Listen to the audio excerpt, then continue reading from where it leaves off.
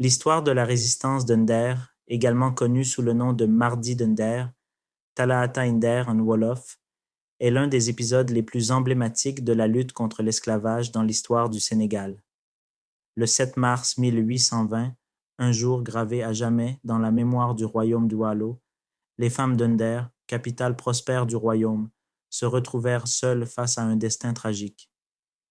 Les hommes étaient partis en mission pour défendre le royaume contre d'autres menaces, laissant la cité sous la responsabilité des femmes et des quelques soldats restés en arrière.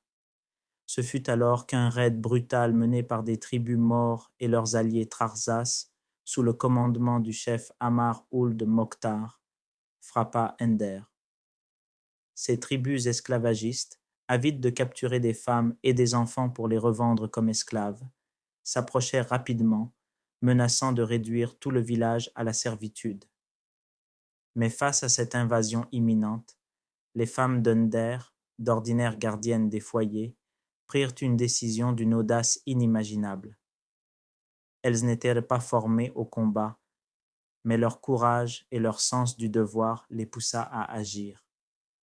Sous la direction inébranlable de la linguère Fatim Yamar Mbodj, une dirigeante respectée pour son courage et sa sagesse, et avec le soutien de sa fidèle conseillère Mbarkadiya, elles prirent les armes.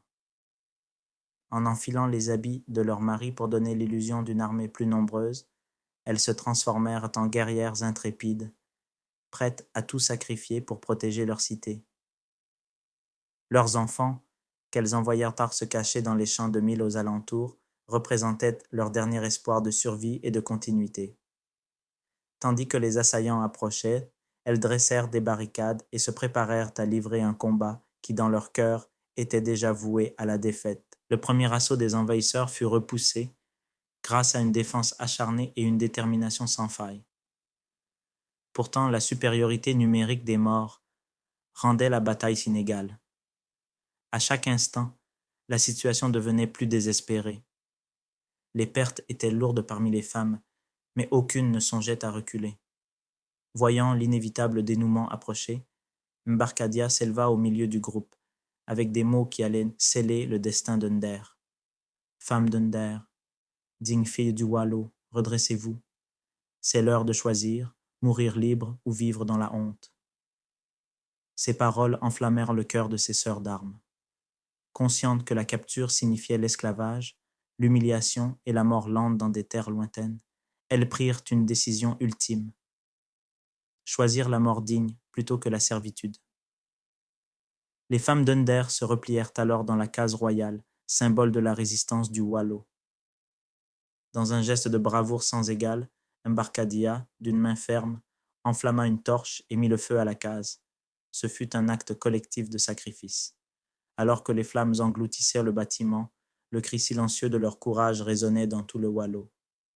Seule une femme enceinte réussit à s'échapper, portée par l'instinct de protéger la vie à venir.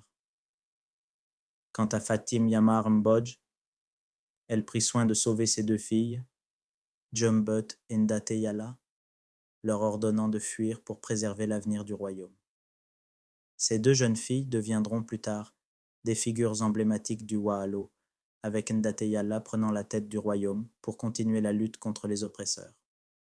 Cet acte de bravoure, où l'honneur et la dignité priment sur la vie, est devenu un symbole puissant et intemporel de la résistance contre l'oppression et l'injustice. Aujourd'hui, plus de 2 siècles après, l'histoire des femmes d'Under continue de résonner à travers les générations, incarnant les valeurs de courage, de liberté et de sacrifice. Ce drame héroïque reste gravé dans la mémoire collective du Sénégal, unissant le passé et le présent dans un hommage à la résilience humaine.